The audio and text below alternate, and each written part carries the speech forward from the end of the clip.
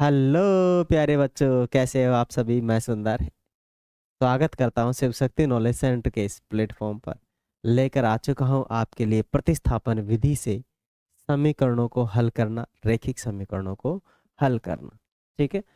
रैखिक समीकरणों को हल करने की बहुत ही शानदार तरीके से हम इसको समझने वाले हैं। चैनल पर नए हैं तो लाइक शेयर एंड सब्सक्राइब जरूर करें। फैमिली छोटी रिक्वेस्ट सभी से यही है कि भाई ज़्यादा से ज़्यादा भरपूर दबा के तो शेयर करो आप इसको। ठीक है, क्योंकि आप हमारे और हम आपके, फिर भी क्या दिक्कत है। को आप अपने चैनल को ही सभी के पास शेयर नहीं कर सकते, सब्सक्राइब नहीं करवा सकते, तो फिर क्या कर सकते हो आप, है ना। इतना सा तो कर ही दीजिए भाई। ठीक है ना, चलेगा। तो अपने पास समीकरण दो है।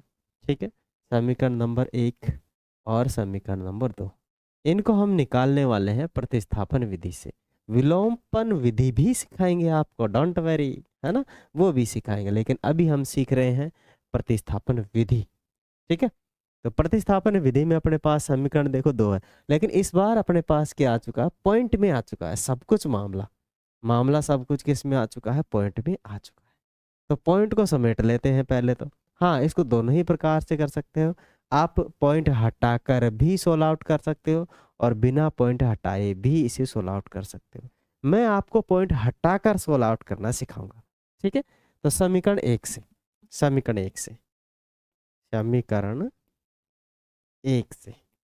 समीकरण एक लो।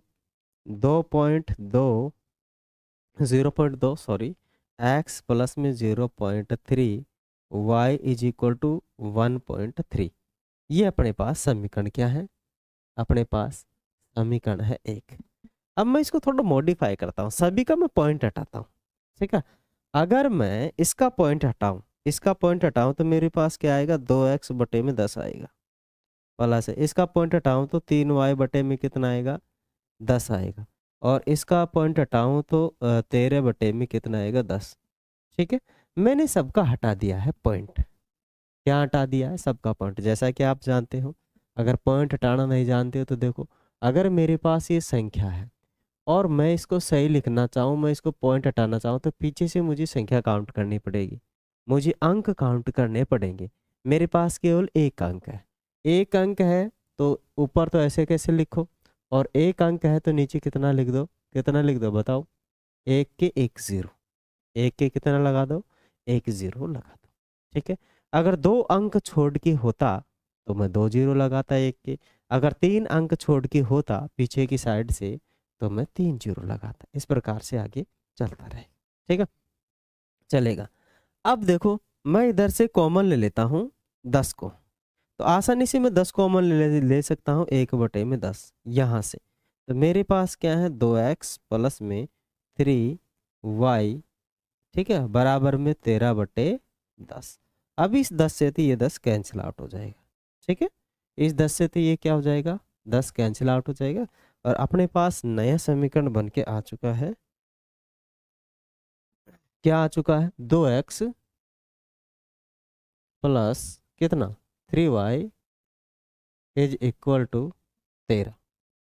इसे मानते हैं हम समीकरण नंबर 3। ये समीकरण नंबर 1 का मॉडिफिकेशन है। अब लेते हैं हम समीकरण नंबर 2 से। तो समीकरण 2 से, ठीक है, समीकरण 2 क्या है अपने पास, 0.4x प्लस में 0.5y बराबर में 2.3। आपको पता है मुझे पॉइंट हटाना है, क्योंकि मैं इनका मॉडिफिकेशन कर रहा हूँ, नया बना रहा हूँ, मॉडिफाई कर रहा हूँ। तो 4x में कितना आएगा, 10, क्योंकि एक संख्या छोड़ के, x मत मानो, x गुणा में है भाई, x गुणा में है ना। एक चार संख्या, जो अंक है, 4 अंक छोड़ के क्या था, एक अंक छोड़ के पॉइंट था, तो मैं 10 लगाऊंगा। और इधर भी 5y में कितना हो जाएगा, 10।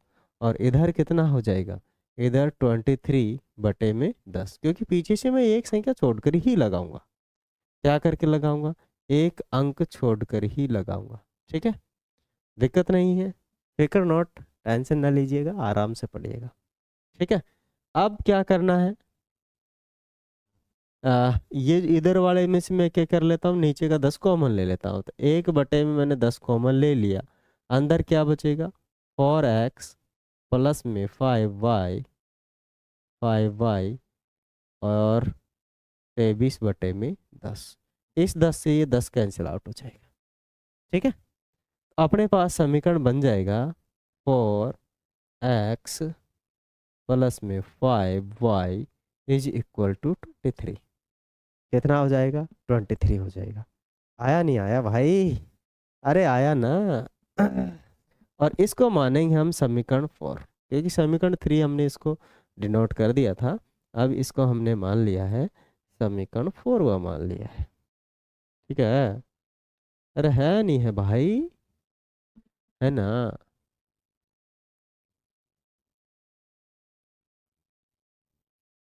ठीक है, चलिएगा।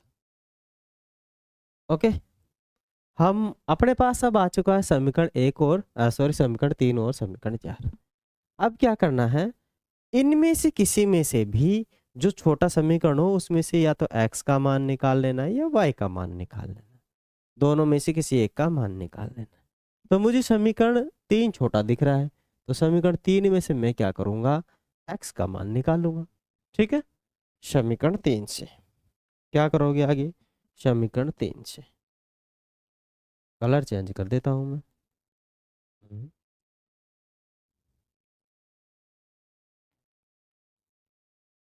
समीकरण 3 से, समीकरण 3 क्या है अपने पास, समीकरण 3 है 2x प्लस के 3y इज इक्वल टू कितना रहेगा अपने पास, 13। ठीक है, कितना रहने वाला है अपने पास, 13 रहने वाला है ना। 13 रहने वाला है, आगे करेंगे इसको। ठीक है, 13 है अपने पास, कितना बन जाएगा अपने पास, 13 अपने पास बन चुका है। देन मैं सबसे पहले इस 3y को उधर भेजूंगा, तो मेरे पास 2x तो है ही। ठीक है, कितना है, 2x तो है ही मेरे पास। मैंने इस 3y को भेज देना है इधर दूसरी साइड, और 13 इधर पहले से था, इसको भेजूंगा तो माइनस का कितना हो जाएगा, 3y। ठीक है, माइनस का कितना हो जाएगा, 3y मेरे पास हो जाएगा। मुझे मान जो निकालना है, किसका निकालना है, x का निकालना है। तो अभी मुझे 2 को और हटाना है, और 2 किस में है, गुणा में। गुणा की चीज़ किस में जाती है भाई, भाग में। ठीक है, तो 13/3y बटे में मेरे पास कितना आ जाएगा, 2। ये आ चुका है मेरे पास किसका मान, x का। अब आगे क्या करेंगे, x का मान भी मुझे मिल चुका है। अब x का मान आपको पता है मैंने समीकरण 3 से निकाला था, और ये समीकरण 3 एक का ही मॉडिफाई है। ठीक है, अब मुझे क्या करना है, इसका जो मान निकला है मुझे समीकरण किस में रखना है, समीकरण में रखना है 4 में। ठीक है, तो समीकरण 4 में रखेंगे, कहाँ गया समीकरण 4, ये रहा। तो समीकरण 4 में क्या करेंगे, समीकरण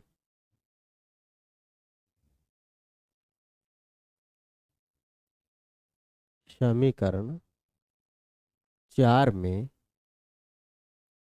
x का मान रखने पर या प्रतिस्थापित करने पर, प्रतिस्थापित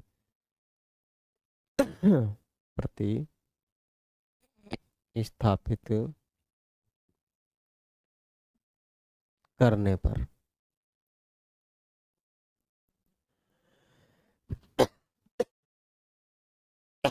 सॉरी, रियली सॉरी। ठीक है, अब मैं क्या करूंगा, इसका मान रखूंगा। मान रखूंगा तो कैसे रखूंगा भाई, बताओ जरा।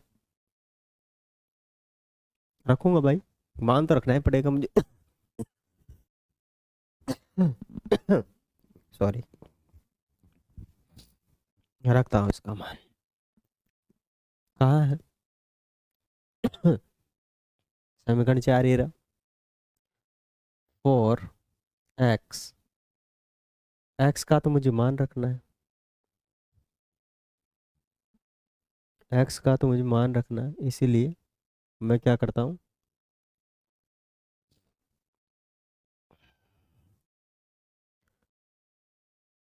13 माइनस के 3y बटे में 2 पहले ही लिख लेता हूँ। ठीक है, और फिर करता हूँ कलर व चेंज। ओके, अब यहाँ पर देखो क्या है, समीकरण 4 है तो 4 मैं इधर गुणा कर दूंगा, क्योंकि ये पूरा एस का मान, इसका मान है एक्स का। दैट्स वाई मैंने एक्स की जगह, 4 तो अपनी जगह है, एक्स की जगह पे मैंने ये मान उठा के रख दिया। ठीक है, बाकी प्लस के 5 वाई है वो एज इट इज रहेंगे, प्लस के 5 वाई क्या रहेंगे, एज इट इज रहेंगे। और आगे जो 23 है वह भी एज इट इज रहेगा। इसमें कोई मॉडिफाई करने की ज़रूरत नहीं है हमें, है ना। बस थोड़ा सा ये है कि जो चीज़ कट रही है उसको काट देंगे, जो चीज़ नहीं कट रही उसे नहीं काटेंगे। ठीक है ना, समझ में आ रहा है। चलिए, अब ये कट रहा है आराम से, इसे काट देंगे 2 बार। ठीक है, आगे कितना है 13 माइनस 3y, आगे कितना है 5y बराबर में 13, सॉरी 23। ओके, चलिएगा, अब मैं क्या करूँगा, इस 2 को अंदर मल्टीप्लाई कर दूंगा, इस 2 को इससे भी मल्टीप्लाई करूँगा, इससे भी करूँगा। तो 2 से मल्टीप्लाई किया तो मेरे पास कितना हो जाएगा 26, माइनस के 2 से 3 को मल्टीप्लाई करा तो 6 हो जाएगा 6y। और मैंने 2 को 5 से मल्टीप्लाई किया तो 10y। हाँ, उससे थोड़ी होगा, सॉरी उधर तो 5y रहेगा। ठीक है, ब्रैकेट ब्रैकेट की चीज़ें तो हो सकती है। बराबर में कितना आ जाएगा 23। ओके, अब मैं इस 26 को ले जाऊंगा उधर दूसरी साइड में, है ना।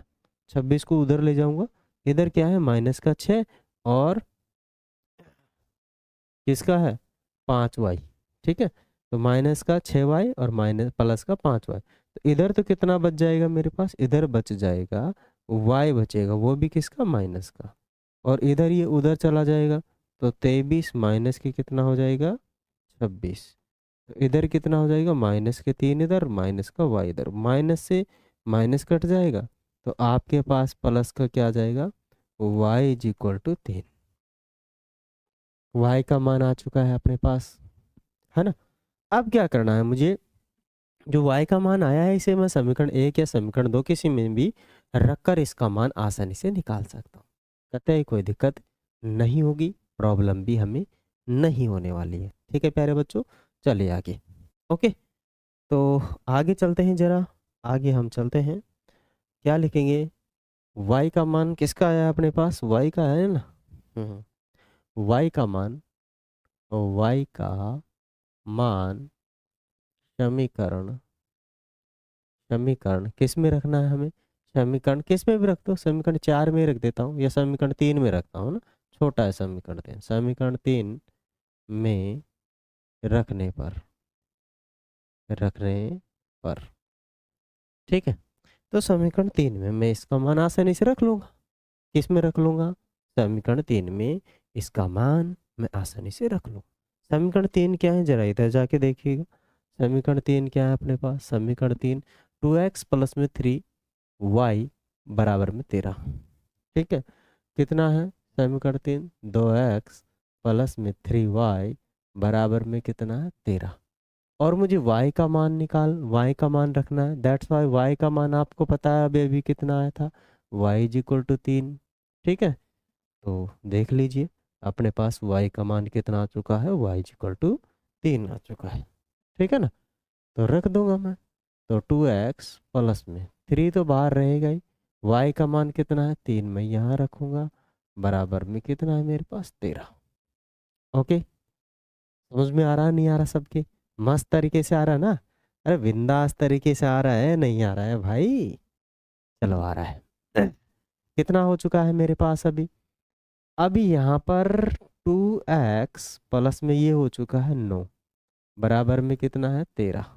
ठीक है, इसको मैं इधर भेजूंगा तो 2x बराबर में 13 में से कितना 9 कम कर दूंगा, क्योंकि जब दूसरी साइड में जाती है 9 प्लस की इस साइड में, बराबर की दूसरी साइड में जाएगी, पक्षांतरण होगा तो माइनस में चली जाएगी, किस में चली जाएगी माइनस में, तो इधर कितना बचेगा 4, इधर कितना है 2x, 2 किस में है गुणा में, गुणा की चीज़ बराबर की दूसरी साइड में किस में जाएगी भाई भाग में, तो 4 बटे में कितना 2, 2 से 2 काट, इसको काटेंगे कितनी बार कटेगा 2 बार, काटना आपको आता है नहीं आता, काटने का मतलब है मैंने 2 का भाग 4 में दिया, नीचे वाली संख्या का भाग ऊपर वाली में देते हैं, तो 2 का पहाड़ा बोलो आसानी से कट जाता है, 2 दूनी की 4, 2 बार कट गया तो 2 अपने पास आंसर आ चुका। y का मान कितना आया था 3। तो प्रतिस्थापन विधि आपके समझ में आ गई होगी, है ना? आई है या नहीं आई है प्यारे बच्चों? आ गए ना? अब तो अरे क्यों नहीं आएगी भाई, हम पढ़ाए आप सीखो, कैसे नहीं आएगी समझ में? अगर आप नहीं सीखोगे तो पार नहीं पड़ेगी, मेरे पढ़ाने से कोई महत्व नहीं रखता है, ठीक है ना?